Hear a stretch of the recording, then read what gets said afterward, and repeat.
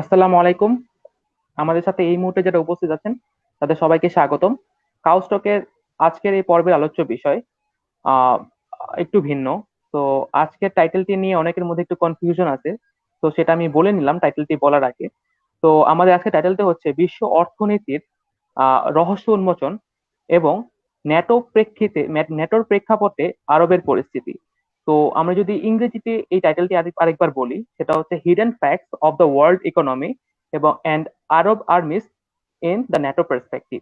তো এই টাইটেলটি নিয়ে একটু কনফিউশন অনেকের মধ্যে তৈরি হয়েছে, অনেকে আমাদেরকে বলেছেন যে এই টাইটেলটি বলতে আসলে কি বোঝানো হচ্ছে।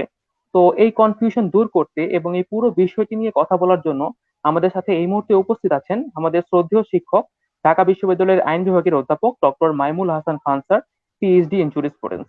তো আপনাদের যদি এই প্রসঙ্গে কোনো প্রশ্ন থেকে থাকে তাহলে সেই প্রশ্নগুলো আমাদেরকে কমেন্ট সেকশনে জানিয়ে দিন। আমরা চেষ্টা করব স্যারের কাছে সেই প্রশ্নগুলো তুলে ধরার জন্য।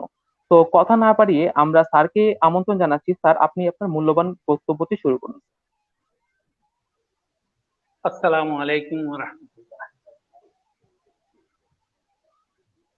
As you have rightly indicated that the topic is confusing. It is confusing because apparently there is little correlation between the main topic and the subtitle. So we have main title and subtitle.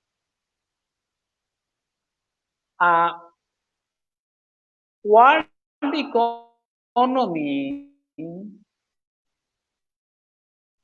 has never been in that kind of after Corona. And exactly we don't know where we are heading to. Now, to get countries with homogeneous population, it is quite difficult. Continental wide and also nationality wide. And group wide, possibly, NATO is the most powerful alliance, military alliance today. Now, instead of focusing on our basic or main title, let us start with the second title. আমরা টাইটেলের প্রথম অংশে উপর এখনই গুরুত্ব না দিয়ে আমরা দ্বিতীয় অংশের উপর যদি গুরুত্ব দেই তাহলে আমাদের সুবিধা হবে। আমাদের এই জন্যে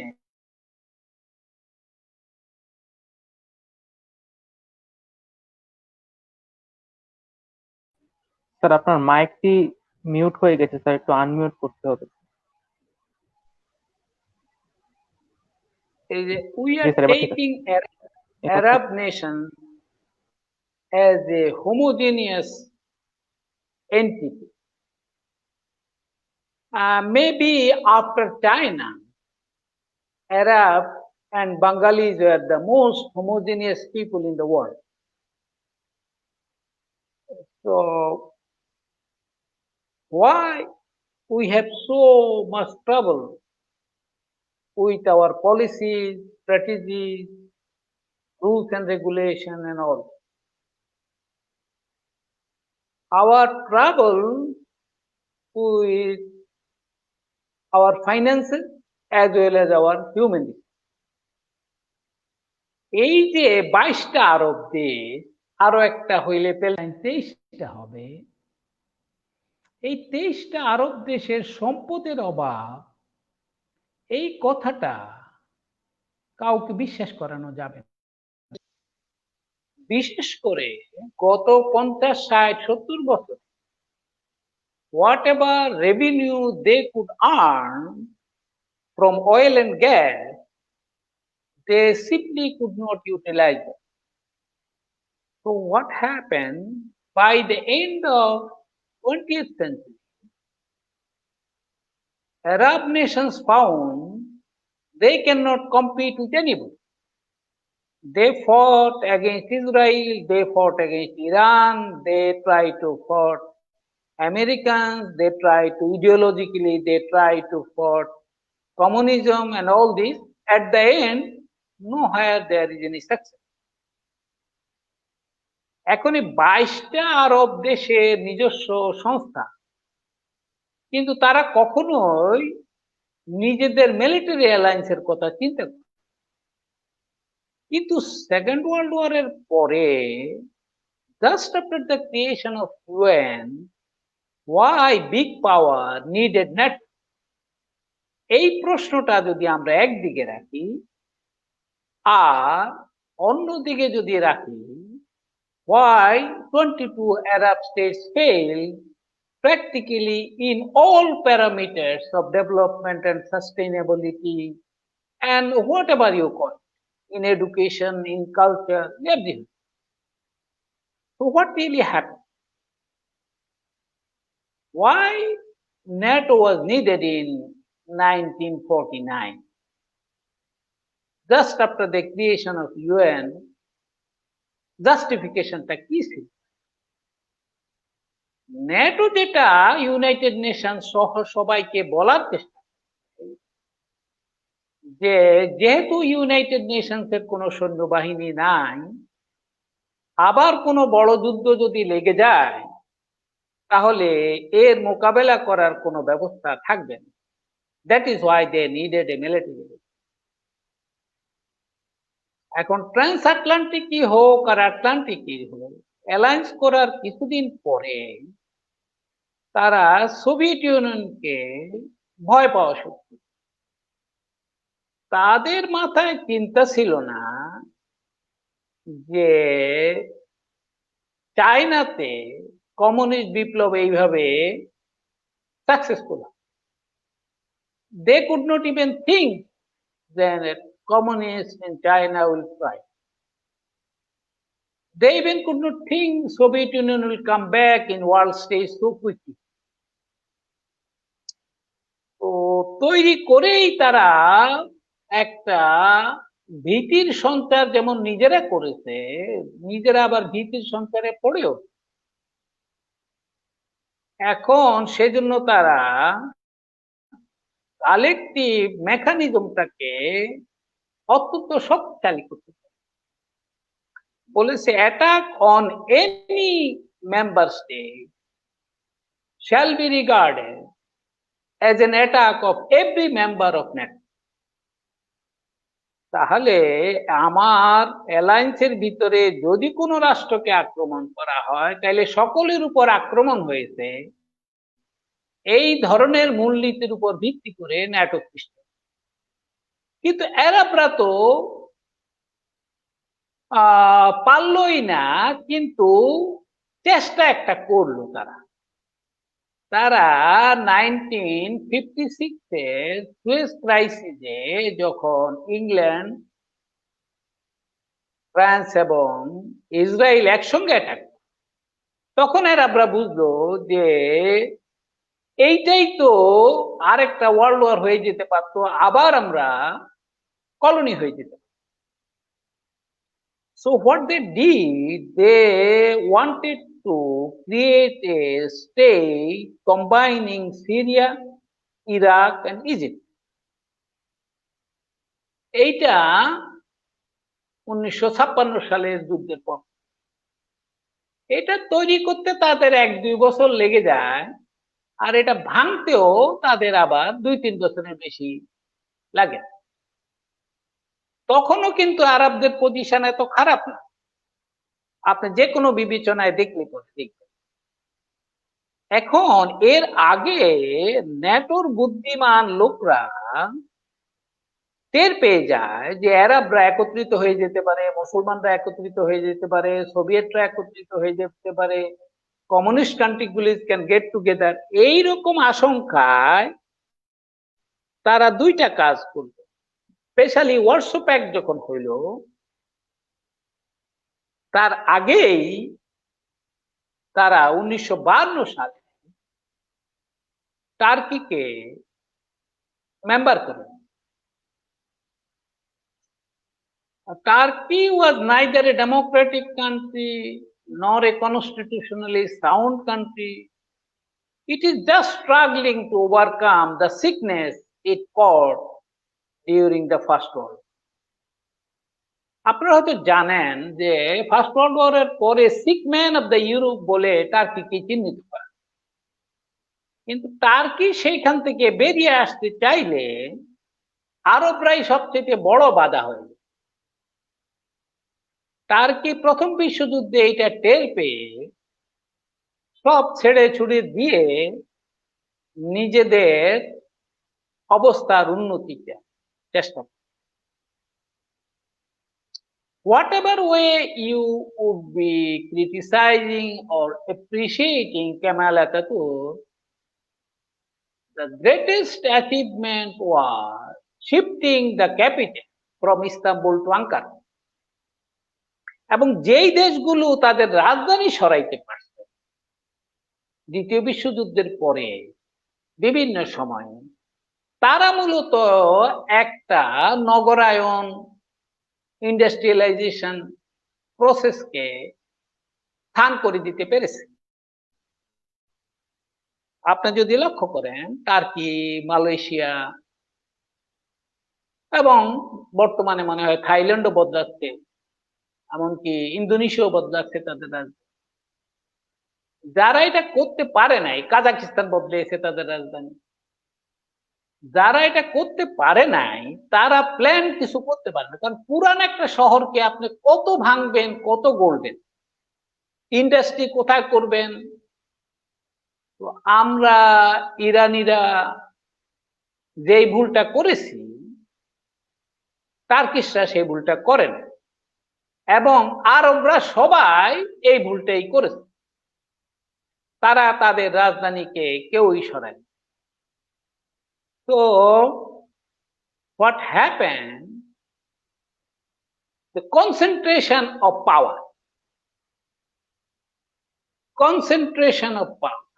এইটা আরবদের মাঝে concentration of wealth without creating any wealth, without distributing any wealth, সম্পদ তৈরি করা ছাড়া, ডিস্ট্রিবিউশন করা ছাড়া কনসেন্ট্রেট করার চেষ্টা করতেছে। তাহলে এখানে তো আপনার স্টেকটা ছোট হবে, কেকটা ছোট হবে, আপনি কিছুদিন পরেই ফাইট করা শুরু করবেন। আমি আপনাদেরকে একটু হিস্ট্রির দিকে নজর দিতে পারি।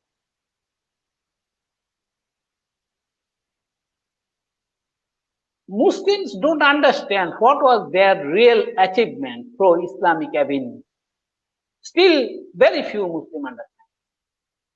One of the greatest achievements of Muslim civilization and Islamic governance is that they not only decentralized, they shifted their capital from one place to another. From Medina to Makkah, from Makkah to Damascus, from Damascus to Baghdad, from Baghdad to Istanbul, from Istanbul to Tehran, even not in Tehran, they also changed within the Iran. So these changes brought the dynamic. How they got this dynamic? I cannot go in detail, but I will just mention 2-3 facts.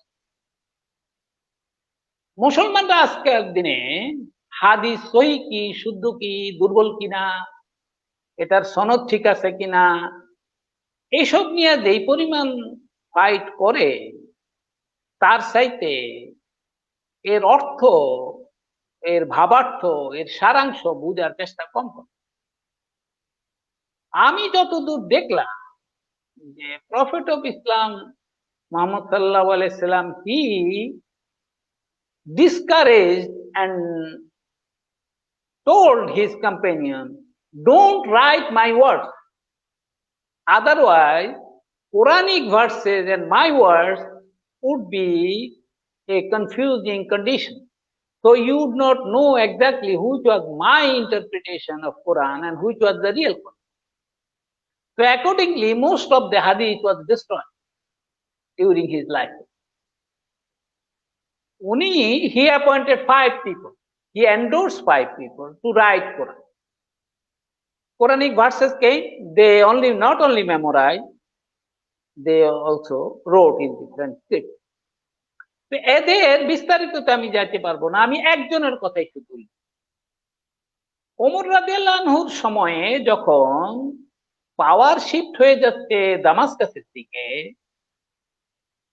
ইয়াজিদের বাবা মুয়াবিয়া, হু ওয়াজ companion of the prophet, তাকে দামাস্কাসের governor পাঠানো হলো। তখন অভিযোগ আসা শুরু হলো যে তিনি স্বৈরাচারী কাজকর্ম করা শুরু। তখন ওমর ওই 5 জনকে ডাকলেন যে আপনারা তো কোরআন শরীফ লিখছেন, বুঝেন, আপনারা ভালো বুঝেন ইসলাম সম্পর্কে, ইসলামের জ্ঞান সম্পর্কে, আপনারা একটু ইয়াতে যান, এই দামাস্কাসে যান। তখন 5 জনের মধ্যে 2 কি 3 জনের অবস্থা অনেক শারীরিক ভাবে তারা দুর্বল, বয়স হয়ে গেছে, কত যুদ্ধ বিগ্রহতে যোগ ছিল, খাওয়া দাওয়া ঠিক ছিল না। তারা এখন তুলনামূলক ভাবে যার স্বাস্থ্য ভালো ছিল সে সাহাবীর নাম ওয়াবাদাহ বিন সামিত, এর সঙ্গে 2 জনকে যোগ করে উনি সিরিয়াতে পাঠান। এখন এই ওয়াদাবা ওখানে ঢুকেই সিরিয়ার যে স্বৈরতন্ত্রের উত্থান ঘটতেছে এইটা দেখে তিনি আর দামাস্কাস পর্যন্ত না গিয়ে he return back to Medina. যখন তিনি মদিনায় আসলেন, আমি এই কথাটা, কাহিনীটা এই জন্য বলবো, পরবর্তী সময় বুঝতে পারবেন যে আরবরা এই লেসন থেকে কত দূরে সরে গেছে। যখন he came back and complain that governor of Damascus, he is too authoritarian, he is controlling everybody, he wanted to control me as well. সে সবাইকে কন্ট্রোল করতে চায় এবং আমাকেও কন্ট্রোল করতে চায়। তো আমাকে আপনি পাঠালেন দূত হিসাবে তার সঙ্গে কথা বলার জন্য। আমি যদি তার দ্বারা কন্ট্রোল হই তাহলে তো আমি সত্য কথা বলতে পারবো, সেজন্য আমি ফিরে আসি। ওমর রাদিয়াল্লাহু আনহু চিঠি লিখে দিলেন, বললেন সামিত, যেই ভূমিতে তোমার মতো খোলা মনের, সত্যপন্থী মনের মানুষ নাই, সেই ভূমিতে আল্লাহর গজব না। চিন্তা করেন কোন হাইটে ওনারা চলে গেছে।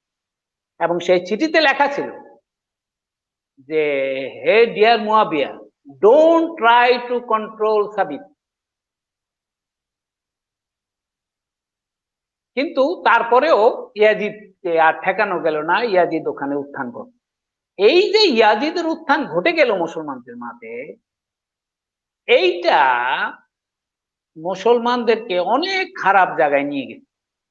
কিন্তু ইসলামের আদর্শ ধারণ করে টার্কিশরা, পার্সিয়ানরা, ইন্ডিয়ানরা, বাঙালিরা, ইন্দোনেশিয়ানরা, মালয়েশিয়ানরা, আফ্রিকানরা সবাই ইসলামের শিক্ষাকে একটা গ্লোবালাইজেশন পজিশনে নিয়ে যাওয়ার চেষ্টা করতে, স্পেন পর্যন্ত গিয়ে। এখন তখনকার গ্লোবালাইজেশনের যে মিস্ট্রি আর বর্তমান গ্লোবালাইজেশনের যে মিস্ট্রি, এখানে আমাদের এই পার্থক্যটা বুঝতে হবে। তখনকার দিনের যাতায়াত ব্যবস্থা, টেকনোলজির অবস্থা, উৎপাদনের অবস্থা, এই সব কিছুর কারণে তখনকার দিনের গ্লোবালাইজেশন এত দেখা যায়। আর বর্তমান দিনের গ্লোবালাইজেশনটা সাংঘাতিক ভাবে দেখা যায়। এটার ভালো রূপ, খারাপ রূপ সবটাই দেখা। এখন মুসলমানদের সমস্যা হয়েছে, মুসলমানদের ভিতরে যে ট্রাইবালিজম থেকে তাদেরকে বের করে এনে একটা গ্লোবালাইজেশনের দিকে নেওয়ার যে প্রসেসটা ইসলামের প্রফেট সাল্লাল্লাহু আলাইহি ওয়াসাল্লাম করেছিলেন, সেইটাকে তারা বেশি দিন ধরে রাখতে পারে। ইয়াজিদের পর থেকে প্র্যাকটিক্যালি এইটা আর চলে। যার জন্য আরবদের দৌরাত্ম্য বলেন বা প্রতাপ প্রতিপত্তি বলেন, সেইটা মোটামুটি ত্রয়োদশ শতাব্দীর গোড়ার দিকেই শেষ হয়ে, অফিসিয়ালি আর একটু পরে হয়েছে, গোড়ার দিকে শেষ হয়। তারপরে আমরা ওইদিকে দেখি চেঙ্গিস খান, তৈমুর লং, এরা সব বেরিয়ে আসে। এখন একটা সভ্যতা গড়ে ওঠে কিভাবে? একটা সভ্যতা গড়ে ওঠার জন্য পড়াশোনাটা হলো ভিত্তি। আর পড়াশোনার জন্য you study not for the sake of study. There are two fundamental objectives. One is to acquire knowledge to implement it in real life. Another is to enlighten your soul so that you can spread light in the society. এখন এই যে লেখাপড়ার দুইটা উদ্দেশ্য, এই দুইটা উদ্দেশ্যতেই মুসলমানরা ব্যর্থ। তাদের পড়াশোনায় তাদের রুটি রোজগার হয় না, তাদের পড়াশোনায় জ্ঞান বিজ্ঞানও হয় না। তাহলে আপনি এই পড়াশোনা দিয়ে কি করবেন? এখন একজন আরেকজনকে ব্লেম করছে। আরবরা টার্কিশদেরকে, পার্সিয়ানদেরকে, ইন্ডিয়াদেরকে ব্লেম করতেছে এবং তারা মনে করছে তারা নিজেরা নিজেদের মতো করে উঠলেই তারা ভালো হয়। এবং এখানে আরব কালচার আর ইসলামিক কালচারকে তারা পেঁচিয়ে ফেলেছে। আজকের আমাদের যে টপিকে আমরা পেঁচিয়ে ফেলতেছি, তারা কিন্তু এইভাবেই পেঁচে গেছে। তারা পেঁচে গিয়ে কি হয়েছে? তারা ধরেন আরবরা মুসলিম বিশ্বের সংখ্যাগত দিক থেকে প্রতি 4 জনে একজন, কিন্তু তাদের রিসোর্সে তারা পৃথিবীর মুসলমানদের হাতে যা রিসোর্স ছিল তার একটা বিশাল অংশ তাদের অধীনে ছিল। এখন এইটাকে ব্যবহার করতে না পারার কারণে তারা যে দুর্ভাগ্যের মধ্যে পড়েছে, সেইটাকে যদি ন্যাটোর সঙ্গে তুলনা করে, ন্যাটো যেটা করেছে, তাদের টার্গেট ছিল G7। অর্থনৈতিকভাবে G7 শক্তিশালী হবে, আর মিলিটারিলি ওয়েস্টার্ন কান্ট্রিগুলি শক্তিশালী। তারা সেটা তাদের যে objective they have achieve. They destroyed practically entire Muslim world. They destroyed USSR. They could control almost every corner of the world militarily.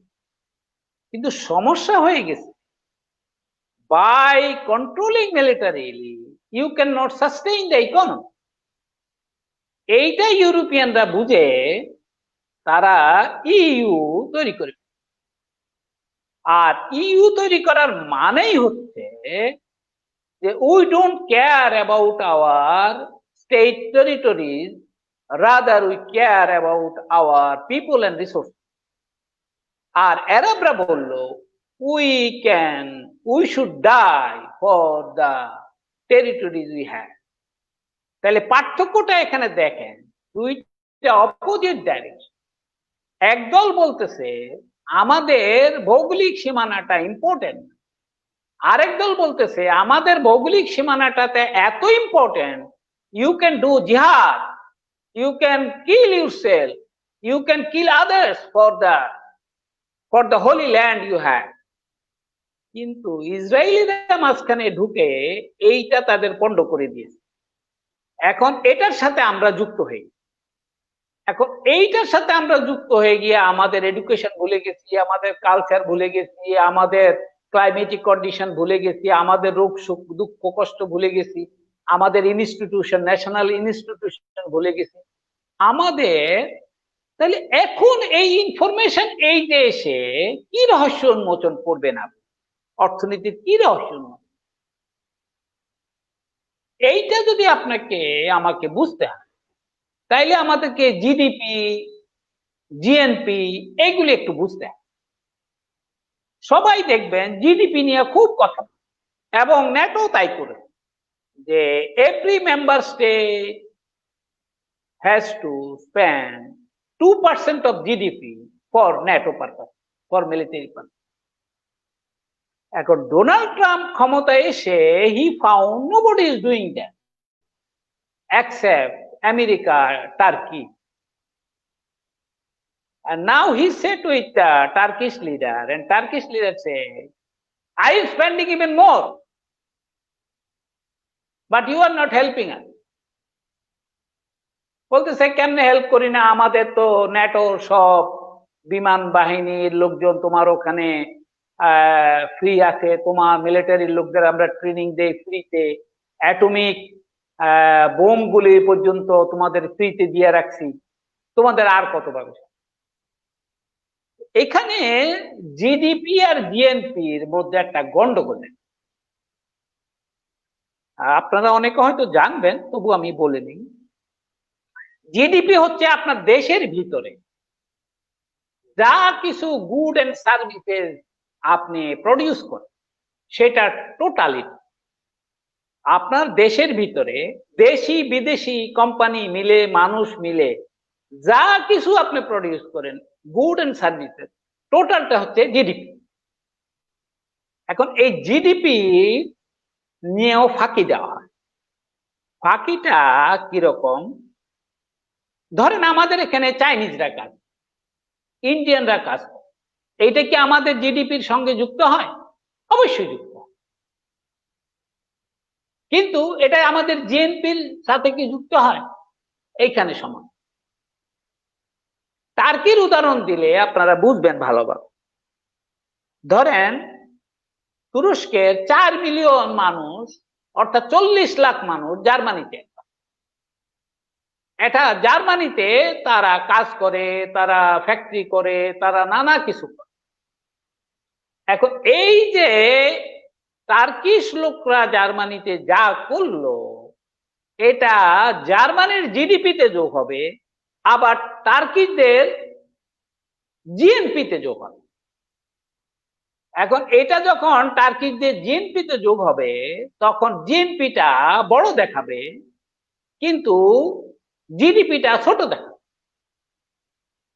আমাদের এখানে এই সমস্যাটা থেকেই গেছে। এখন ট্রাম্প তো করোনা আক্রান্ত, প্রেসিডেন্ট হইতে পারবে কিনা, হইলে পরে ন্যাটো সে রাখতে পারতো কিনা, বা ন্যাটো সে ভেঙে দিত কিনা, এখনো আমরা বলতে পারি। তবে ন্যাটো ভাঙ্গার ব্যাপারে উৎসাহী আমেরিকা হয়ে যাবে যদি 28টা মেম্বার দেশ এইভাবে কম খরচ করতে থাকে আর আমেরিকার অর্থনীতির উপর প্রেসার করতে থাকে। কিন্তু মুসলিম একটা দেশ টার্কি ন্যাটোর মেম্বার হয়ে যা কিছু করতেছে, এইটা কিভাবে বুঝবেন? এইটা ন্যাটো বুঝলে ভালো বুঝবেন, নাকি আরব বিশ্ব বললে ভালো বুঝবেন? আপনি যদি ন্যাটো বুঝেন তাইলেও ভালো বুঝবেন, আপনি যদি আরব বিশ্ব বুঝেন তাইলেও ভালো বুঝবেন। আরবরা টার্কিশদেরকে রুগ্ন জাতিতে পরিণত করেছে। এই টার্কিশরা নিঃস্বার্থ ভাবে মক্কা মদিনা গড়ে উঠানোর চেষ্টা করে। সেই কবে ট্রেন লাইন মক্কাতে মদিনা, ইস্তাম্বুল থেকে ট্রেন লাইনে কিভাবে মানুষ হজ করতে যাইতে পারবে, দিল্লির সঙ্গে কিভাবে কানেক্টেড হবে, এই সমস্ত কিছু টার্কিশরা করার, আরবরা সেটা ধ্বংস করে। এই যে ধ্বংসাত্মক কাজ তারা করেছে, হয়তোবা টার্কিশ এম্পায়ার এমনিও ভেঙে যেত, কিন্তু এই ধ্বংসাত্মক কাজ করার কারণে আস্তে আস্তে আমরা যেটা দেখতে পাই যে টার্কি প্রতিযোগিতা দিয়ে আরবদের বিপক্ষে দাঁড়িয়ে, অর্থাৎ তারা আমেরিকা এবং ইসরায়েলের বন্ধু, এবং এই বন্ধুত্ব করতে করতে শেষ পর্যন্ত আজারবাইজানকেও ইসরায়েলের স্বীকৃত রাষ্ট্র করে দিয়েছে টার্কি। কিন্তু কেউ বুঝতে পারে নাই আজকের যদি নাগর্নো কারাবাখের যুদ্ধ, আর্মেনিয়া এবং আজারবাইজানের মধ্যে যে যুদ্ধ চলতেছে, এইটার ডাইনামিক্সটা যদি বুঝেন তাহলে বুঝবেন যে মুসলিম বিশ্বে আসলে সুন্নিজম, শিয়াইজম, ওয়াহাবিজম, সালাফিজম, সুন্নিজম, তরিকত, হাকিকত যত কথাই বলে, আসলে at the end of the day reality matter. যখন সোভিয়েত ইউনিয়ন ভেঙে 15টা রাষ্ট্র হলো, তখন আর্মেনিয়া মস্কোর কাছে চিঠি দিল যে নাগর্নো কারাবাখ হচ্ছে officially a territory of Azerbaijan, but it is situated in our territory. Please take a decision so that we can have Nagorno-Karabakh as our own territory. কিন্তু মস্কোর ওরা দেখলো যে আজারবাইজান সহ 6টা মুসলিম দেশ হয়েছে, এইটা করলে পরে 6টা মুসলিম দেশকে এলিমিনেটেড করা হবে, কাজেই সে এটা করেন। আর মজার ব্যাপার হচ্ছে, আমি আমাদের দেশে শুনতেছি যে ইরানিরাও তো ইতনা আশারিয়া, আজারিরাও তো ইতনা আশারি, তাইলে ইরানিরা কেন আর্মেনিয়ানদের পক্ষে দাঁড়াবে আজারবাইজানের বিরুদ্ধে? এইটা ন্যাটো না বুঝলে, আরব তাই কি না বুঝলে বুঝা সম্ভব। আসলে আজারিরা কালচারালি মুসলমান, আর ইরানিরা ইডিওলজিক্যালি অনেকটা ডগমেটিক্যালি মুসলমান, কিন্তু ন্যাশনালিজম দুই জায়গায় আছে। এখন ইরানের ভিতরে যে সমস্ত আজারিরা থাকে, তারাও very close to a language, Turkish ডায়ালেক্টের ল্যাঙ্গুয়েজটা ব্যবহার, অর্থাৎ তারা পার্সিয়ান না, তারা ইরানিয়ান না। আবার আজারিরাও ওই ধরনের ল্যাঙ্গুয়েজ। যখন কথা উঠেছিল যে আজারবাইজান, 2টা আজারবাইজান ইউনাইটেড হয়ে একটা রাষ্ট্র করতে পারে কি, তখন ইরানিরা সাংঘাতিক ভাবে ভয় পেয়ে, তখনও টার্কির সাথে অত ভালো সম্পর্ক ইরানের হয় না, রাশিয়ার সাথেও অত ভালো সম্পর্ক হয় না। তো সেই থেকে আজারবাইজানের পাশে ইরানিদের দাঁড়ানোর কোনো যুক্তি নাই, যত 20 বছরে আজারিরা তা দেখাতে পারে। কিন্তু ইসরায়েল কেন আজারবাইজানের পক্ষে দাঁড়াবে? ইসরায়েল আসলে আরবদেরকে গণায় ধরেন, আরবদেরকে প্রেসার দিয়ে তাদের বন্ধুও বানাইতে পারে, শত্রুও বানাইতে পারে, ডিপ্লোম্যাটিক রিলেশনও করতে পারে, সব ওরা গণায় ধরে হচ্ছে ইরানিদেরকে আর টার্কিদের।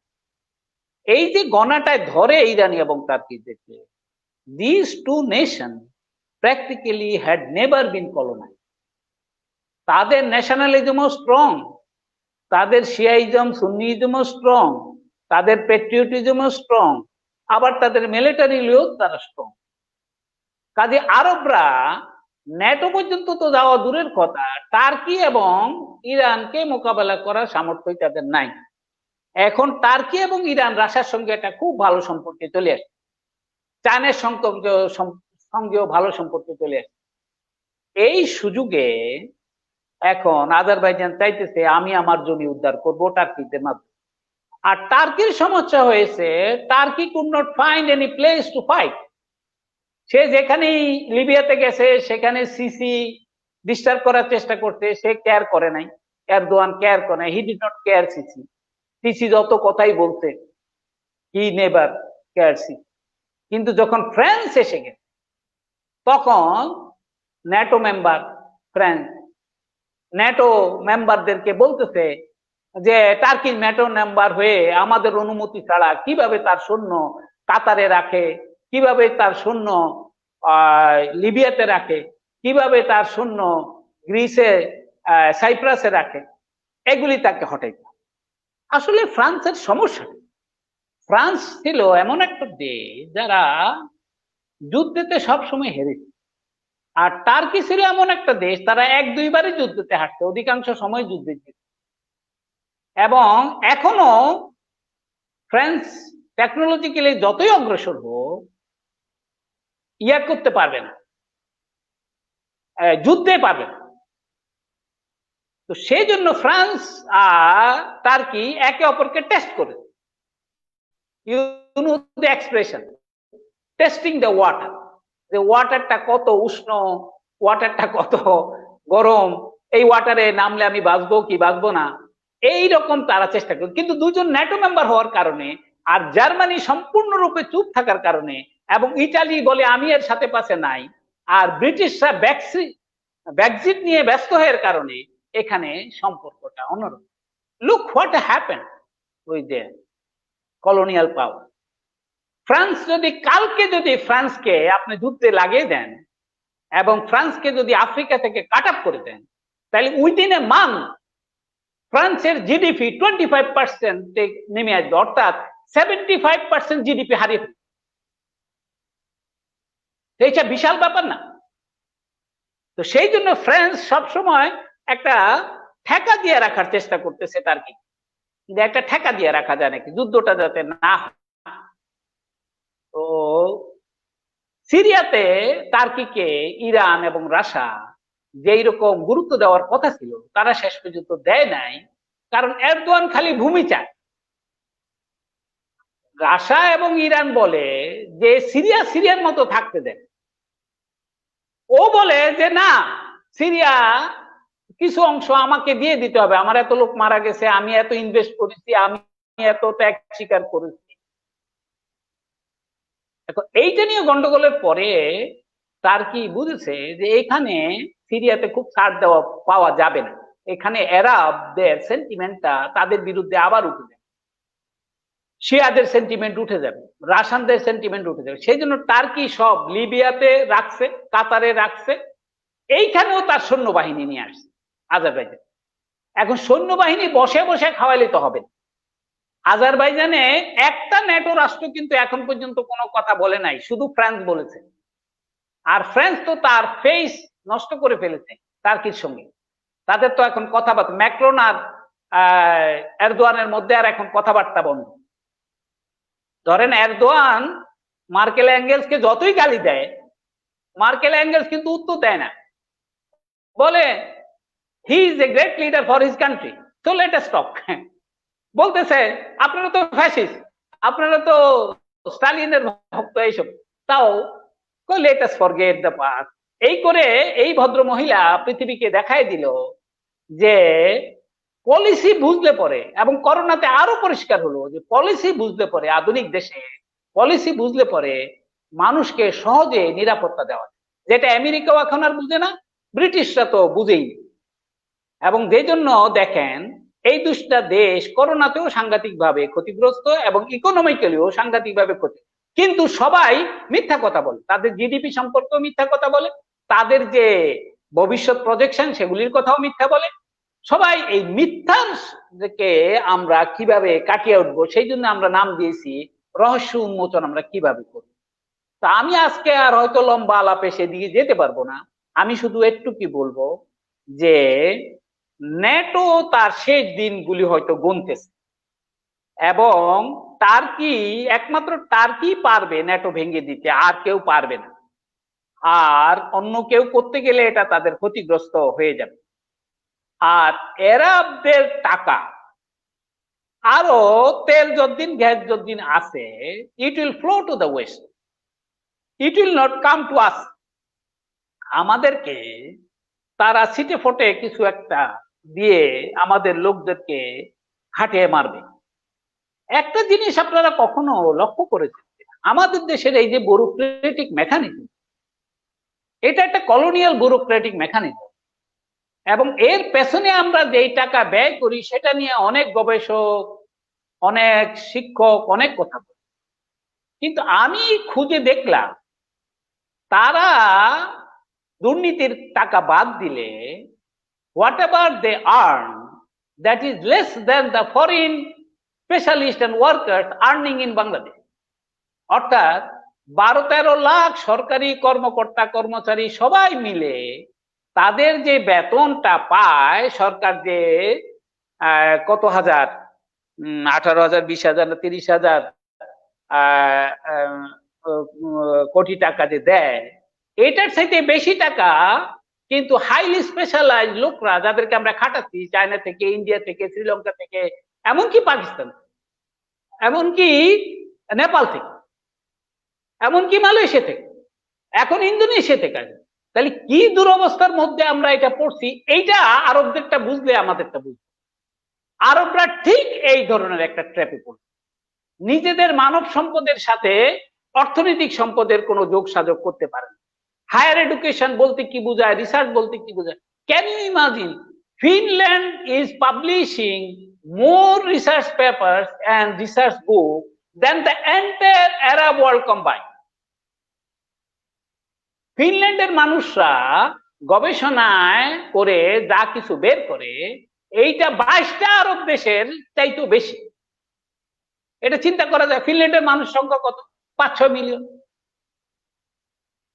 তো কি হরিবল অবস্থার মধ্যে আরবরা আছে। আর আমরা সেখান থেকে ইডিওলজি আবিষ্কার করার চেষ্টা করি, হয় ওয়াহাবিজম, নয় সালাফিজম, নয় সুন্নিজম, নয় শিয়াইজম, এই সমস্ত আবিষ্কার করার চেষ্টা করি। আসলে কি পোশাক দ্বারা ইসলাম কখনো জয় হয়েছে, তরবারি দ্বারা ইসলাম বিজয় লাভ করেছে? কোথাও পাবে। কিন্তু মুসলমানরা এগুলো একেবারে কলোনিয়ালিস্টরা শিখাইছে যা তাই এখন বলতে। এখন আজারি আর ইরানিয়ানদের মধ্যে যে সমস্যা এখন, আর আজারিদের সঙ্গে টার্কির যে সখ্যতা দেখা দিচ্ছে, রাশিয়াকে যদি ওয়েস্টার্ন ওয়ার্ল্ড এত রিপ্রেশনের দিকে না ঠেলে দিত, তাইলে কিন্তু রাশিয়া ওয়েস্টার্ন ওয়ার্ল্ডের মোকাবেলায় এইভাবে অগ্রসর নাও হইতে পারে, এবং তাতে করে সবার জন্যই ভালো। এখন দেখেন পরিস্থিতি কতখানি গেছে, যে আমেরিকা 22টা আরব দেশকে যা যেহেতু দূর সমীহ না করে, একমাত্র ইরানকে আলাদাভাবে এবং টার্কিকে আলাদাভাবে তার সাথে বেশি সমীহ। চিন্তা করতে পারেন কিসের জন্য? শুধুমাত্র কারণ হচ্ছে যে তাদের, যে জার্মানরা বলেই ফেলে যে what we have done last 3 century, Turkish people have done within last 3 decade. অর্থাৎ 3 শতাব্দী ধরে জার্মান যা করেছে, টার্কিশরা 3 দশকেই তা করে ফেলেছে এডুকেশনের ক্ষেত্রে। তাদের এখন 900 ইউনিভার্সিটি, এবং তারা প্রতিযোগিতায়, তারা বিশ্ব র্যাঙ্কিং এ একের পর এক অগ্রসর হওয়াতে। একই অবস্থা ইরানের। পৃথিবীর প্রথম 10টা দেশের মধ্যে ইরান একটা, যার গবেষণাপত্র এখন আন্তর্জাতিক পরিমণ্ডলে প্রকাশিত হয়, পৃথিবীর প্রথম 10টার মধ্যে একমাত্র মুসলিম দেশ। টার্কি সেটা আবার সহ্য করতে পারে না, যে ইরানিরা আমাদের আগে চলে গেল কেন।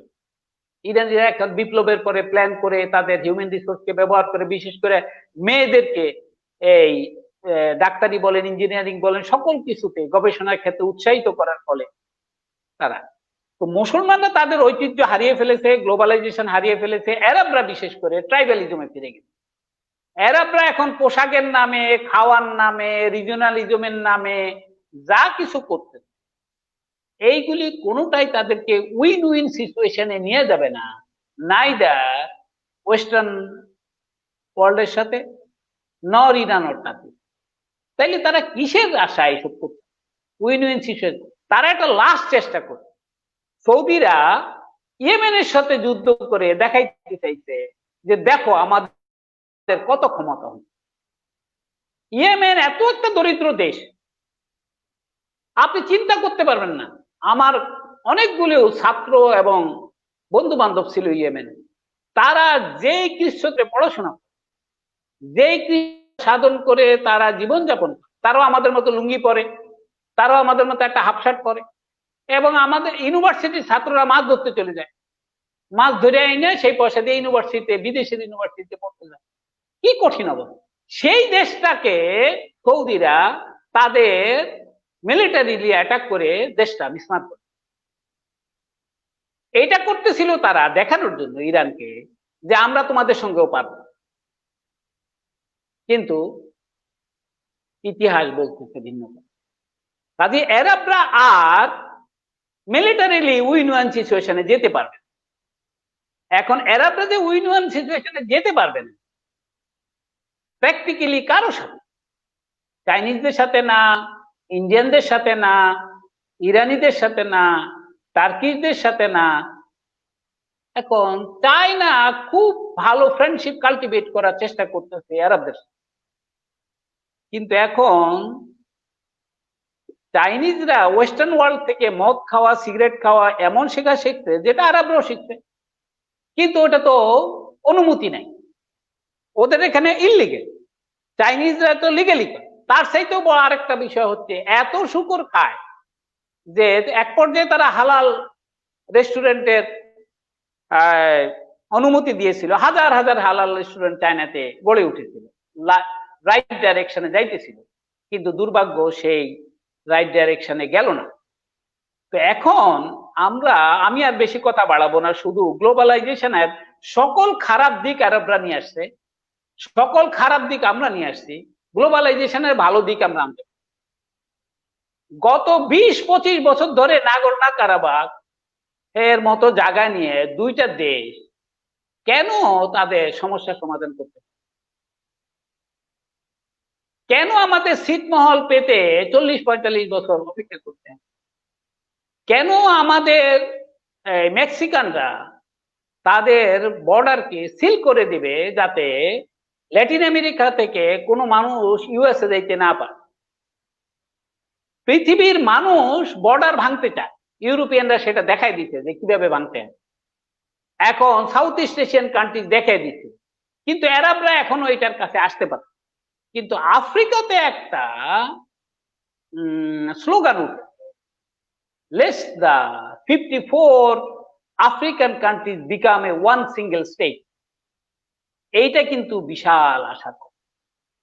যদি তাই হয় তাহলে জিডিপি এবং ডিএনপির চাপাকলে পড়ে মানুষ এতভাবে ক্ষুধার্ত থাকে, মানুষ এত অশিক্ষিত থাকবে, মানুষ এত রোগাক্রান্ত থাকবে, মানুষ পাসপোর্টের পেছনে, বিদেশি চাকরির পেছনে এভাবে দৌড়াবেন, মানুষ নিজের সম্পদকে নিজে বাড়াবে। তো এখন এই creation of wealth and distribution, এখানে তো ল লাগে। আরব দেশগুলি হচ্ছে lawless society like us. লয়ের জায়গায় আমাদের কাজ আমাদের জায়গায়। আপনাদের কাছেও আমরা ক্লায়েন্ট হিসেবে গিয়ে বলবো, সাদ্দাম অ্যাডভোকেট সাহেব, আপনি আমাকে একটা রাস্তা বাতিয়ে দেন যাতে এই আইনটা আমার মানা না লাগে। আরে আপনি এই আইনটা মানবেন না কেন? আপনি তো এই আইন দিয়েই কাজ করতে চাইতেছেন, যে আপনি কাগজ বানিয়ে দিবেন, আপনি তাহলে অ্যাডভোকেট হয়েছেন কেন? তো আমি আর কথা না বাড়াই শুধু একটু কি বলবো, জিডিপি জিএনপি নিয়ে আমাদের বিশাল সমস্যা আছে, আমাদের কালচারাল সমস্যা আছে, আমাদের ইকোনমিক সমস্যা আছে, আমাদের পলিটিক্যাল সমস্যা আছে, আমাদের রিলিজিয়াস সমস্যা আছে। এই সব সমস্যার সাথে গ্লোবালাইজেশনটা জড়িত, এবং আমরা এখানে যদি কাজ না করি গ্লোবালাইজেশনের সাথে, যে গ্লোবালাইজেশন থেকে কত বেনিফিট আনা যাবে, আবার এটা সাবধানের সঙ্গে যদি না আনি, এই কথা বলে আমি শেষ করতেছি যে 22টা দেশ কিভাবে টার্কির সমানও বুঝলো না বা ইরানের সমানও বুঝলো না। এবং আমার কাছে মনে হয় আপনারা যখন নেক্সট জেনারেশন আপনাদের এখানে আসবেন, তখন আপনারা দেখাতে পারবেন যে আপনাদের কাছে অনেক বেশি সলিউশন আছে than the Arab intellectual, those who are still thinking tribalism and the Arabism and Islamism is not the same. Islamism is a global phenomenon. আর Arabism is a sectarian phenomenon. Shiaism is a sectarian phenomenon. Sunniism sectarian phenomenon. Arabism sectarian. মুসলমানদের এটা বুঝতে হয়, মুসলমানরা এটা বুঝতে চায়। সবাই সেক্টেরিয়ান হয়ে আবার ইউনিভার্সাল ইসলামের কথা বলে। এই যে মুনাফিকিটা, এইটা থেকে যদি মুসলমানদের বের করা না যায়, তাহলে মুসলমানদের ভবিষ্যৎ অন্ধকারই থাকে। তো এখন আমি আপনাদের জন্য অ্যাভেলেবল থাকবো, প্রশ্ন যা খুশি আপনারা করতে পারেন। আমি মনে হয় খুব ভালো প্রেজেন্ট করতে পারি নাই, but I try whatever I could. ঠিক আছে, thank you sir. Thank you sir. Sir আপনি যদি স্যার আমাদের একটু আরব ন্যাশনালিজম নিয়ে বলেন, with or without legal doctrine. Arab ন্যাশনালিজমটা যে ট্রাইবালিজম থেকে Arab nationalism was a transitional thing, যে আমরা ট্রাইবালিজমটাকে মাটি দিয়ে একটা ন্যাশনালিজম সৃষ্টি করে সবাইকে একত্র করে বিশ্ব দরবারে ঝাঁপিয়ে পড়ব ইসলামের আলোকে আলোকিত করার জন্য অন্যদের। আর এরা করেছে কি, এরা ট্রাইবালিজম টু অ্যারাবিজম এন্ড অ্যারাবিজম টু অ্যাগেইন ট্রাইবালিজম চলে গেছে, ভিশাস সার্কেলের মধ্যে পড়ে গেছে। এইটাকে অনেকে বলে ওয়েস্টার্ন ওয়ার্ল্ডে, ওরা বলে vicious cycle created by your own people to destroy your own people by telling your own people we are great by birth, আমরা আরব হওয়ার কারণেই শ্রেষ্ঠ, আর আরব মুসলমান হলে তো আরো শ্রেষ্ঠ। তো আরব হওয়ার মধ্যে দেখেন আওয়ার প্রফেট সাল্লাল্লাহু আলাইহি ওয়াসাল্লাম ইন হিজ, এটা আমরা কিন্তু বলি লাস্ট হজ সারমন বা বিদায় হজের ভাষণ, আসলে কিন্তু উনি একবারই হজ করেন। ওনার বিদায় হজ মানে ওনার জন্য বিদায় হজ ছিল, ওনার জন্যই এটাই প্রথম, এটাই শেষ। উনি পরিষ্কার বলছে যা করে পুরুষদের কোনো প্রাধান্য নেই, পুরুষদের উপরে মহিলাদের, মানুষ সাদা কালোর উপরে কোনো প্রাধান্য নেই। কিরকম একটা ইউনিভার্সালিজম গ্লোবালাইজেশনের দিয়ে গেল সবক। আর তারা এখন ওয়েস্টার্ন ওয়ার্ল্ড বলতেছে দে কেম ফ্রম আইএমএ জাহিলিয়া, then they got booties from war, and then after they could not fight against other nation, they returned back to the জাহিলিয়া। তো এইটা বললে তো আরবরা খুব খেলতে যাবে যে আমরা জাহিলিয়াতেই ছিলাম, অন্ধকারেই ছিলাম, অন্ধকার থেকে ইসলাম একটু বের করছিল, আবার জাহিলিয়াতে চলে গেছে। সেজন্য আমি একটু সফট করে বলি যে তোমাদের ট্রাইবালিজমটাকে ইসলাম রক্তের সম্পর্কে অস্বীকার করতে বলে, কিন্তু রক্তের সম্পর্কের চাইতেও সত্য মিথ্যার সম্পর্ক, নীতি আদর্শের সম্পর্কটা অনেক বড়, এমনকি ধর্মের সম্পর্কের চাইতেও বড় নীতি আদর্শের সম্পর্ক। এইটা বুঝতে হবে, এই জিনিসটা আরবরাও বুঝতেছে না ওভারঅল। তবে পূর্ব দিকের মুসলমানরা, ইন্দোনেশিয়া, মালয়েশিয়া, আর এরা আস্তে আস্তে বুঝতে, এমনকি থাই মুসলমানরা দেখলাম এর সাথে ভালো বোঝে। মাগরিবের এরা আবার এই সিসি গংরা চলে গেলে মানে আফ্রিকার এই অঞ্চলে সুদান পর্যন্ত, সুদান থেকে শুরু করে মরক্কো, এই অঞ্চলের এরা আবার এটাকে স্বীকার। স্যার তাহলে তো আমরা প্রশ্নে চলে যাচ্ছি। যে প্রথম প্রশ্ন জালালউদ্দিন আহমেদ, তিনি প্রশ্ন করেছেন, sir do you think the crusades war influenced by economic consideration as well? Great my dear Jalaluddin Ahmed, great question.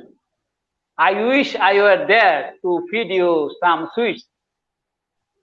আমি প্র্যাকটিক্যালি এটা ভুলে গেছিলাম। আপনি কিভাবে বুঝলেন যে আই ফরগট ইট?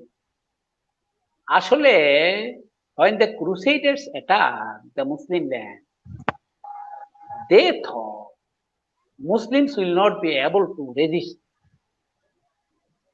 কিন্তু আসলে তো আরবরা রেজিস্ট করেন, এটা তো টার্কিশ, এটা তো এইটা কৃষ্ণ, এটা এর আগের যে টার্কিশ, তাদের একটা সভ্যতা, তারা রেজিস্ট। এবং তারা কি করেছে, they did not fall।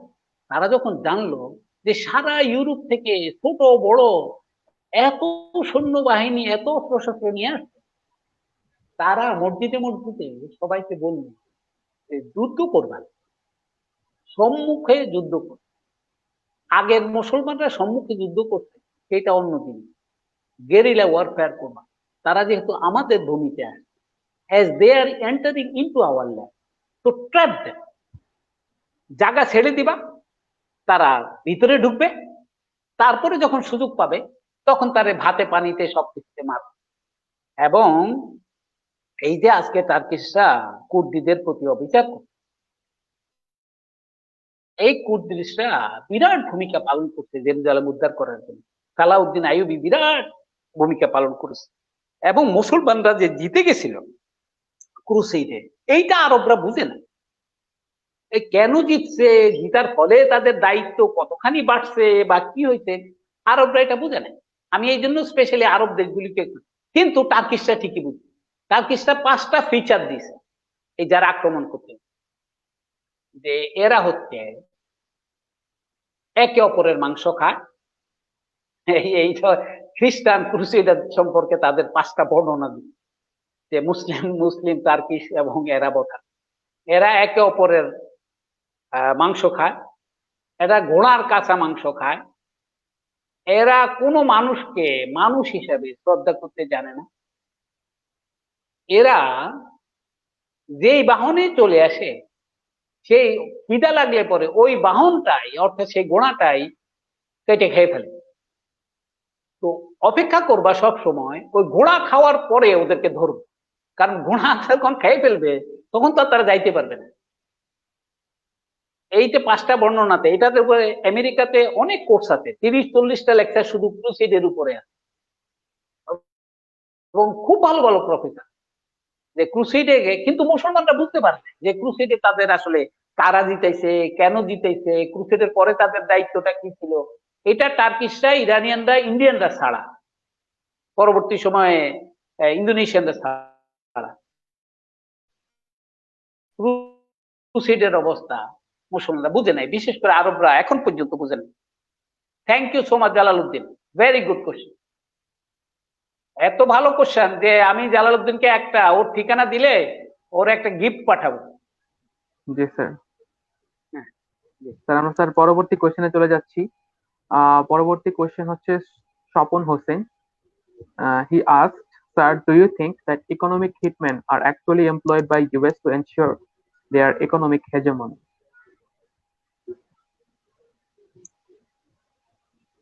whatever Americans or English people achieve, that is all from the exploitation of the Muslim.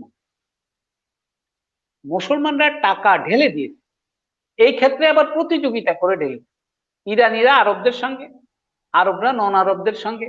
ওদের এডুকেশনাল ইনস্টিটিউশন গুলো তো hundreds of millions of dollar ভিত্তি দিত, ইরানিরাও দিত। কেন ইরানিরা দিত? ইরানিরা চাইছিল যে তারা ন্যাটো মেম্বার, এবং টার্কিশদেরকে ন্যাটো মেম্বার করাতে ইরানিরা সহ্য করতে পারে। কিন্তু আমেরিকা দেখি এই ইরানিরা তো বজ্জাত আছে, এরা খালি ভিতরে ভিতরে হিসাব চায়, খালি কত দেয়া কিনছে, ব্যারেল কত দাম হয়েছে হিসাব। তো ব্রিটিশরা বলছে এরা একটা ছোট্ট নেশন, তখন তাদের জনসংখ্যা কত ছিল, 2 কোটি, ছোট্ট একটা নেশন, কিছুই নাই, তেল আছে, খালি হিসাবটা প্রত্যেকদিন সকালে ঘুম থেকে উঠে হিসাবটা যে কত কত ব্যারেল নিলাম, কত ব্যারেল নিলাম। এরা কিন্তু কোনোদিন হিসাব দেখি। এইটার জন্য তাদের যখন ইলেকশন হয়ে গেল 52-তে, 53 সালে মোসাদ্দেক ক্ষমতায় এসেছিল, মোসাদ্দেক পার্লামেন্টে বলল আমি কিন্তু হিসাব নেব এই ওয়াদা করে আপনাদের ভোট নিই, কাজে আমি আমেরিকানদের কাছে হিসাব। এবং উনি কিন্তু আমেরিকানদের কাছে হিসাব চাইতে পারেন, উনি বলছে ব্রিটিশ পেট্রোলিয়ামের কাছে আমি হিসাব। British petroleum is a company, যেরকম এখানে আমাদের ইস্ট ইন্ডিয়া কোম্পানি, ওখানে ব্রিটিশ পেট্রোলিয়াম একচ্ছত্র ভাবে সবকিছু মানে।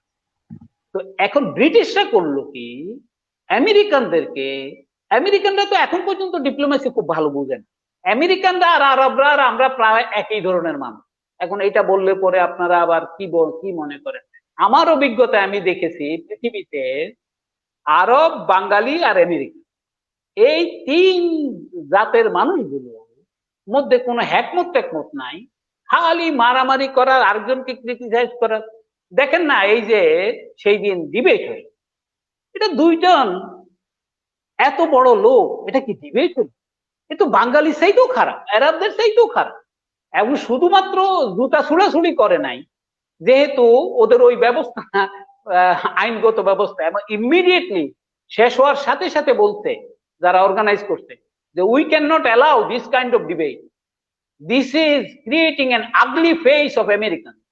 তো আমেরিকানদেরকে তো প্রথম বিশ্বযুদ্ধের আগ পর্যন্ত ইউরোপিয়ানরা সবসময় বলতো আগলি অ্যান্ড ক্রিমিনাল আমেরিকান, ওখানে কোনো ভালো মানুষ যায় না।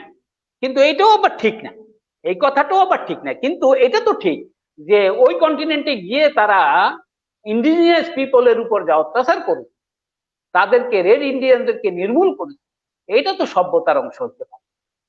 তো আরবরা সভ্যতা হারিয়ে ফেলছে, আর আমেরিকানদেরকে এখন সভ্যতা অর্জন করতে, এইটা একসঙ্গে না করলে হবে না। আমেরিকানরা কিন্তু এখনো বাঙালিদের যথেষ্ট ভয়, এটা আপনারা জানেন কিনা জানি না।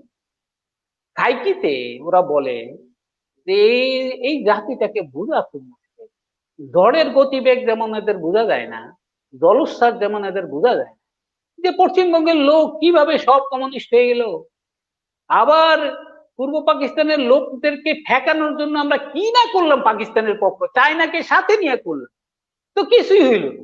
ওরা রাষ্ট্র একটা বানাইয়াই ছাড়লো, ওরা কারো কথা, তাদেরকে আমরা আটকাইলাম, জাতিসংঘে আটকাইলাম, ইয়ে দুর্ভিক্ষ দিলাম, ল এন্ড অর্ডার শেষ করে দিলাম, সবকিছু করলাম, কিন্তু তারা তাদের তো এই বাঙালি আর আরবদেরকে ভয় পাইতো, আর ইরানিদেরকে টার্কিশদেরকে ভয় পাইতো না। এখন এই সাথে যুক্ত হইতে এখন ইরানিরা টার্কিশ ভয় পাওয়ার এটা বাড়তে, সাথে যুক্ত হইতে চায় না। এখন চায়নাকে ভয় পাওয়ার কারণে আমরা সবার ফিল্ডে নাই। চায়নাকে যেই পরিমাণ ভয় ইরান পাই, আমেরিকা পাইতেছে, কারণ ওই যে জিডিপি এন্ড জিএনপি বলতেছি, ওইখানে খেলাটা জিডিপিতে ফরেন ইনভেস্টমেন্টের কন্ট্রিবিউশন চায়না হচ্ছে 25% টোটাল জিডিপি, আর আমেরিকাতে ফরেন ইনভেস্টমেন্টের কন্ট্রিবিউশন 1। আবার জিএনপিতে চাইনিজরা কয়েকশো মিলিয়ন লোক সমস্ত পৃথিবী চষে বেড়াইতেছে, তারা ডিভিডেন্ড দেশে নিয়ে যাচ্ছে, এর মোকাবেলা করার মতো পজিশন নাই আমেরিকা। আমেরিকা শুধুমাত্র ইন্ডিয়া এবং জাপানকে মিলে কিছুদিনের জন্য এটা ঠেকিয়ে রাখতে পারে, কিন্তু ইন্ডিয়া তো হেরে গেছে 20-25 বছর আগে, যখন তারা এক লেভেলে ছিল।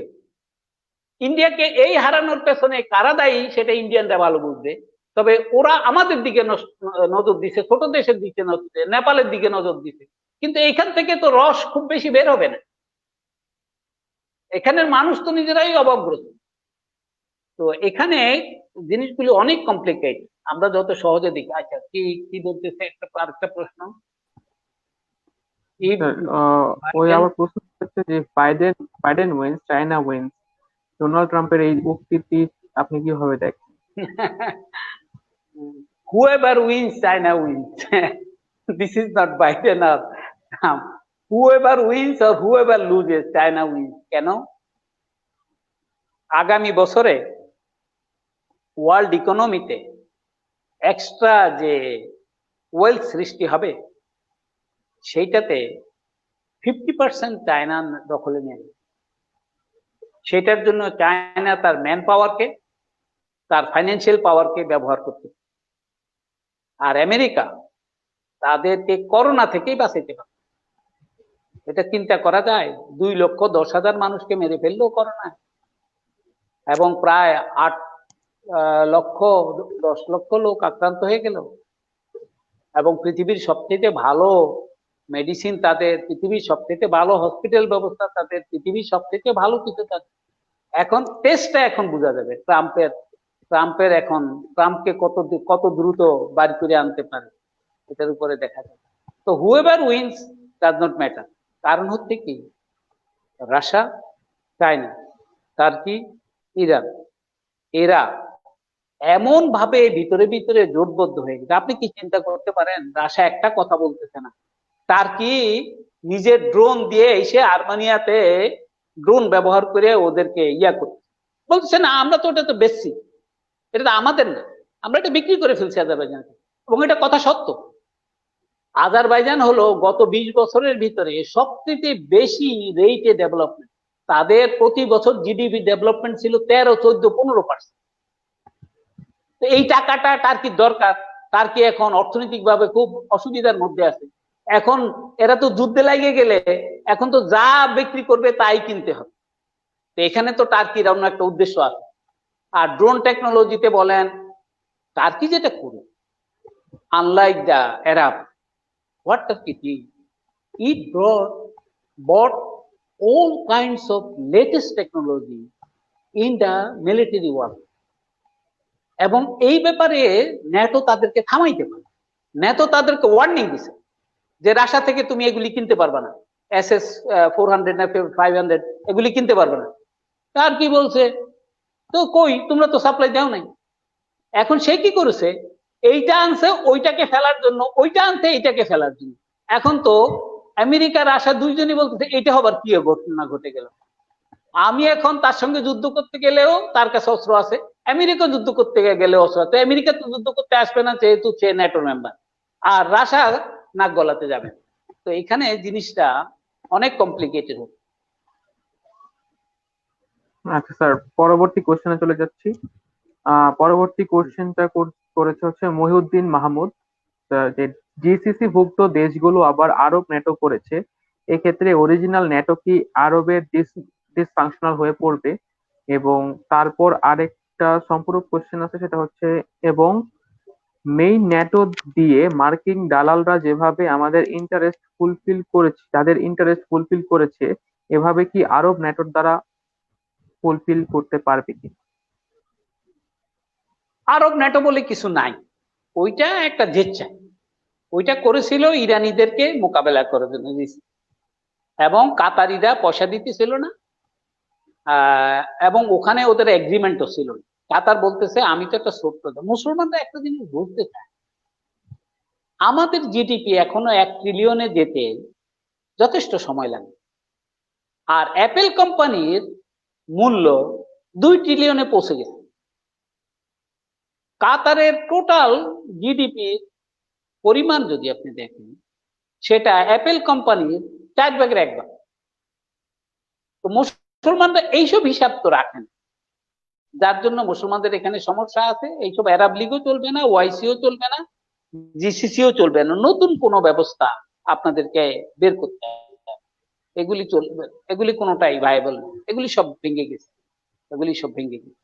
এখন এগুলি লাস্ট মুহূর্তে নিজেদের মধ্যে একটু ডিপ্লোমেসি। বাহরাইনের মতো দেশ, সেই ইসরায়েলকে স্বীকৃতি দেয়, সৌদি আরবের কথা কি, তার ক্যাপাবিলিটি, ইকোনমিক ক্যাপাবিলিটি কি, তার অর্থনৈতিক ক্যাপাবিলিটি কি, তার কি কিছুই নেই। কি সৌদি টুরিস্টরা এসে, ওদের একটা পুল আছে, সৌদি আরব থেকে বাহরাইন ডাইরেক্টলি যাওয়া যায়, কোনো ভিসা টিসা লাগে না সৌদিদের জন্য। সৌদিরা কি করে, 4টা 5টার পরে ক্রেডিট কার্ড নিয়ে হোক, টাকা নিয়ে হোক, স্বর্ণ নিয়ে হোক, যত খারাপ কাজ দুনিয়াতে আছে সব করার জন্য বাহরাইনে চলে। বাহরাইনে রাত 12টা পর্যন্ত সব টাকা পয়সা দিয়া ক্যাসিনো হইতে শুরু করে সবকিছু করে টরে তারপর নিজেদের দেশে তুলে। এ হলো বাহরাইনের ইনকাম। তো কাজেই এইসব আরব ন্যাটো ট্যাটো এগুলি ফালতু কথাবার্তা, এগুলি যে স্যার, পরবর্তী কোশ্চেনে চলে যাচ্ছি। পরবর্তী কোশ্চেন করেছেন Sagar Shahriar. Sir, how do you evaluate the brain death of NATO considering Trump's question about the continuing purpose and durability of military alliance, including more involvement in Middle East? Barack Obama, whatever have done to the Middle East, nobody will be able to do that again. Believe me. Barack Obama to make Saudis happy, এবং we all call Barack Obama a Muslim, and Joe Biden was his vice president. এখানে আমেরিকাতে একটা সমস্যা কি জানেন, আমেরিকাতে কিছু president হয় খানদানি, এটা ফ্যামিলিগত ভাবে ট্রেডিশন, আর কিছু ফ্যামিলি হয় হলো সর্বহারা টাইপের। এরা অধিকাংশই কাউবয় টাইপের mentality, including Clinton, including Barack Obama, including Trump, including Reagan, Bush. These are like cowboy culture. Like the Arab tribal culture, they have cowboy culture. এই কাউবয় কালচার দিয়ে যারা আমেরিকান প্রেসিডেন্টকে চালাতে গেছে, তারা আমেরিকাকে বিচ্ছিন্ন করে ফেলছে সমস্ত দেশ। যে কোনো মুহূর্তে চান্স পাইলেই ইউরোপিয়ান ইউনিয়ন বলবে আমরা ন্যাটোতে আর পয়সা টয়সা দিতে রাজি, আমাদের নিজেদের মিলিটারি ডিফেন্স। তো সেই জন্য mister Sagar Shahriar is very rightly pointed out the brain death of NATO. Should we call it brain death or clinical? I think brain death is different, that they cannot think. Or clinical death means the total body is non-functional. So it would be rather not brain death, rather clinically death. এটা আর function করতে গেলে আর functional হবে না। চিন্তা করতেছে 28টা দেশের ছোট ছোট দেশগুলিকে জোর করে, রাশিয়াকে ভয় দেখানোর জন্য ছোট ছোট দেশগুলিকে ঢুকাই, আর এই ফাঁকে রাশিয়া তাদের সমরাস্ত্রতে এমন ভাবে অগ্রসর হয়ে গেল, তারা তো সোভিয়েত ইউনিয়নের লেগেসি আছে না, they have built everything on the Soviet legacy. Now they are also becoming like a superpower, but they don't like to say in terms of military we are superpower. China is not increasing too much of the military expenditure. It is the Russia, it is the Turkey, it is the Iran, it is the Saudi Arabia, it is the United Arab, সব টাকা কিন্তু হয় মুসলমানদের নয় অন্যদের। তো কাজেই চিন্তা করার লোক ন্যাটোতে এখনো আছে, কিন্তু ন্যাটোকে রক্ষা করা চিন্তা করে ন্যাটোকে রক্ষা করার বোধহয় উপায় হবে না, কারণ এটা যেই ডাইনামিজমের জন্য, কারণ এটা already transform into a political organization rather than a military organization. European Union don't see any use of NATO in their land, but exception is the English people. Until and unless United Kingdom will collapse, NATO will continue.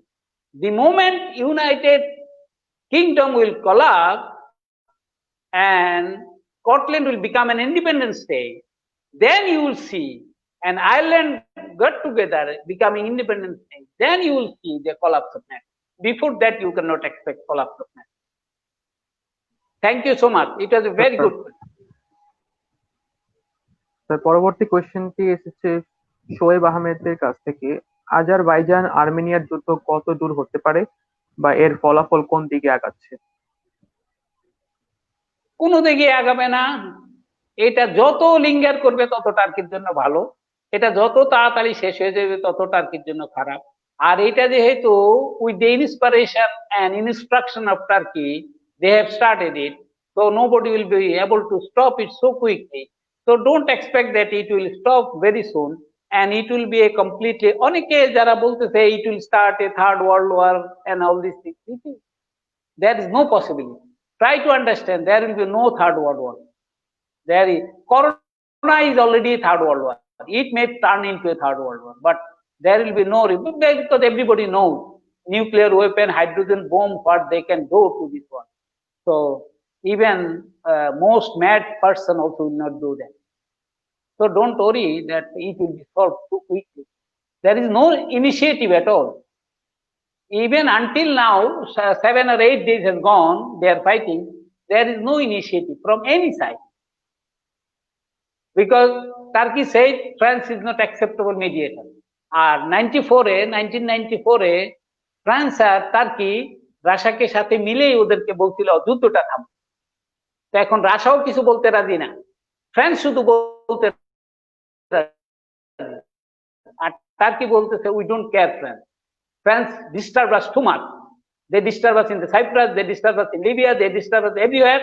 So we got a small land now, so we'll continue here our military base and it will continue, but it will not be that devastating. I believe it will not be that devastating. তাহলে sir আমরা sir এখানেই আজকের প্রোগ্রামটি শেষ করব। আর সবাইকে ধন্যবাদ আজকের প্রোগ্রামটি দেখার জন্য, আর স্যারকে ধন্যবাদ স্যার আপনার মূল্যবান বক্তব্য প্রদানের জন্য। আপনার কোনো প্রশ্ন থাকলে বলেন, আপনি বলছিলেন কি যেন প্রশ্ন জিজ্ঞেস করবেন, যে কেন আমাদের টাইটেলটা এইরকম বিক্ষুটে লাগতেছে আপনার কাছে, আপনার কাছে কিছুটা এখন কি আপনার কাছে পরিষ্কার মনে হচ্ছে? জি স্যার, জি স্যার, আপনি বলার পর স্যার এখন স্যার ক্লিয়ার হয়েছে স্যার। আর কোনো কোশ্চেন আপাতত আমার নেই, আর অডিয়েন্সদেরও কোনো প্রশ্ন নেই, সুতরাং এখন স্যার আমরা প্রোগ্রামটি শেষ করতে পারি স্যার। পরবর্তী অনুষ্ঠানে আমরা জানিয়ে দেব আমাদের পেজের মাধ্যমে স্যারের সাথে আমাদের পরবর্তী অনুষ্ঠান কোন টপিকে হবে। তো সে পর্যন্ত সবাইকে ধন্যবাদ জানাচ্ছি, স্যারের পক্ষ থেকেও ধন্যবাদ জানাচ্ছি সবাইকে। আল্লাহ হাফেজ।